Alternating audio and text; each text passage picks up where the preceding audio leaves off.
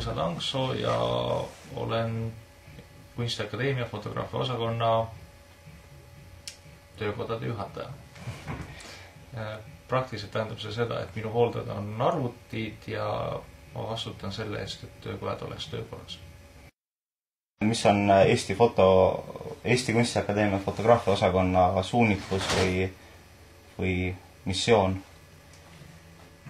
Koolitada välja potentsiaalseid kunstnikke, kes tegutsevad visuaalse kunsti valdkonnas.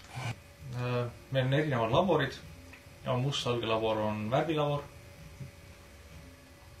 ja on olemas digilabor. Et neid erialasid, kellel on oma arvutiklass põhimõtteliselt, ei olegi nii palju siin. Foto on üks nendest. Printimise osas on koostöö graafika osakonnaga ja on olemas ka stuudio. Stuudios saab olema koostöö uusmeedia osakonnaga.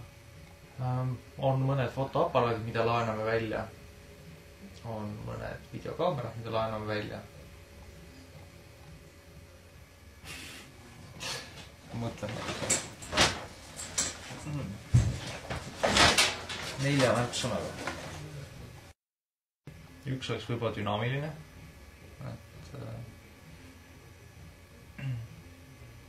Siin toimuvad mingid muutused ja nad võivad toimuda suhteliselt kiiresti. Mõtlev, et mõttetegevusele suunatus on võib-olla suurem kui mujal äkki, ei tea.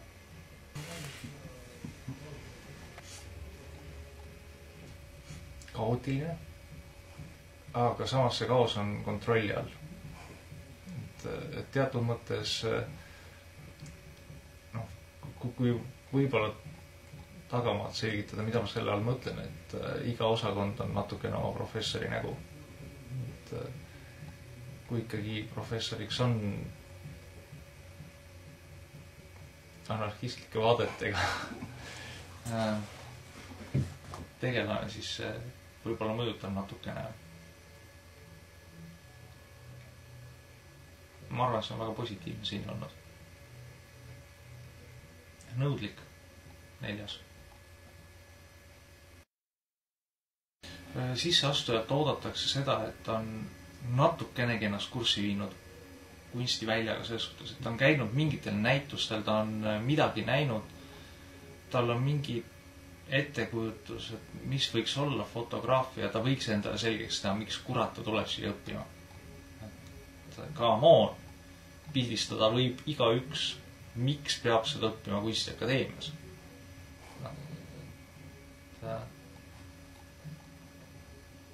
Korralik portfoolio võiks olla valmis ja kuulge inimesed, Kunstiakadeemia kodulehekülje peal on olemas nõuded, mida peaks täitma sisseastuja. Lugege need läbi.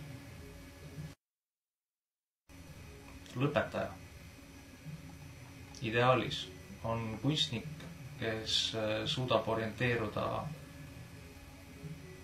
minimaalselt Eesti kunstiväljal, heal juhul rahvusvahelise kunstiväljal.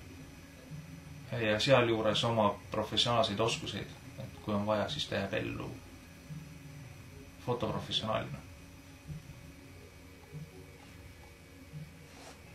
Näitused on osaliselt sisse kirjutatud ka õppekavasse hiljemalt magistriõppes.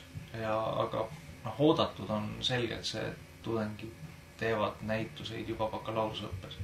Näiteid on ju olemas, et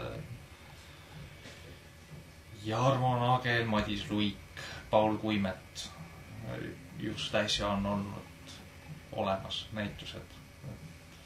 Et see on tungivalt soovitatav ja põhimõtteliselt osakond annab maksimaalselt abi, kui on võimalik anda. Vähemalt tehnilises osas.